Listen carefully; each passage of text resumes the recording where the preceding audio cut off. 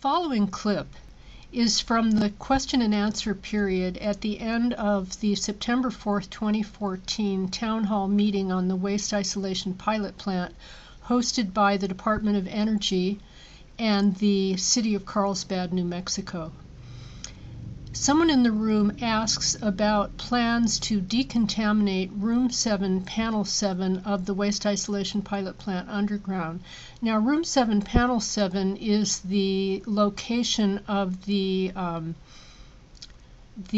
explosion that happened on Valentine's Day that resulted in plutonium and americium traveling through the underground, up the ventilation shaft, and out into the accessible environment and contaminating at least 22 workers with internal radioactive contamination. So the question is how they plan to decontaminate Room 7, Panel 7. And Dana Bryson, who is the Deputy Field Manager for the DOE, talks about possibly spraying things down, possibly putting some brattice cloth down on the floor and then covering it with some fresh salt so that workers can enter the area.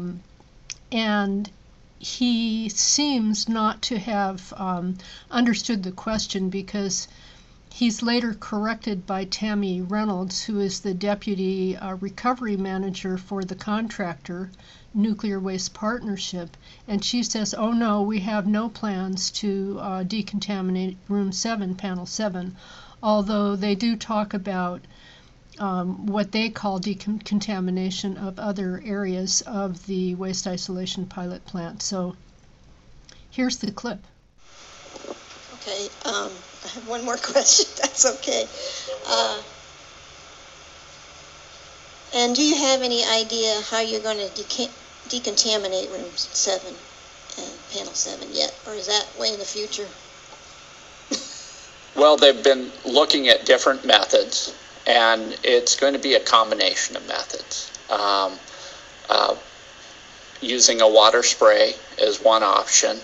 But another option, like for the floor, is just to put down a layer of a brattice cloth and then piling clean salt on top of that, and then just using it as is.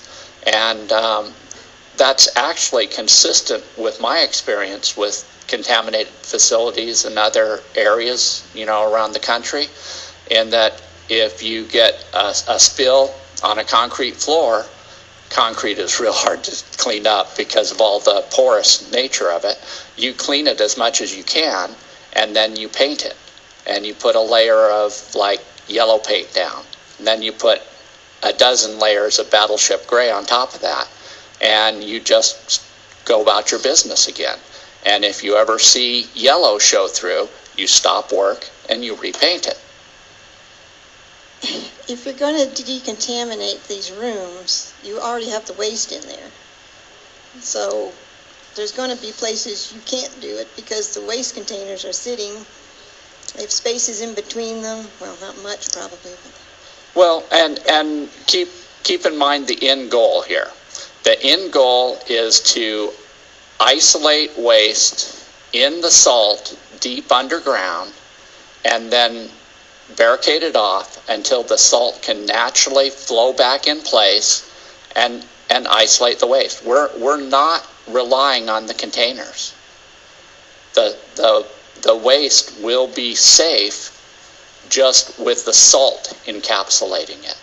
And so that's our end goal. And so the contamination is really a short-term issue for the workers to deal with. Room 7. If you're probably referring to Room 7. We won't be going in and decontaminating Room 7. Our intent there, working with the state, just like in Panel 6, we're going to do that initial closure of Panel 6. The next one is to go into Room 7 and Panel 7 and do the same initial closure to that. So the decontamination will be in the other rooms in Panel 7.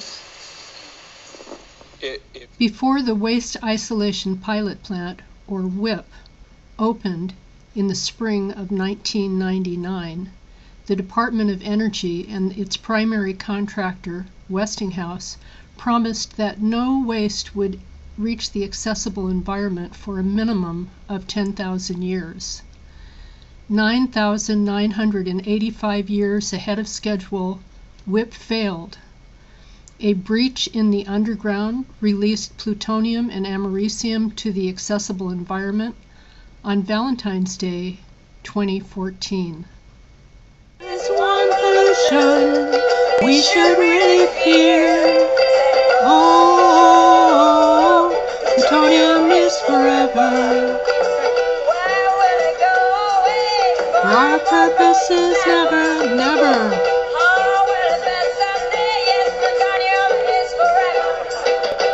There's one pollution we should really fear.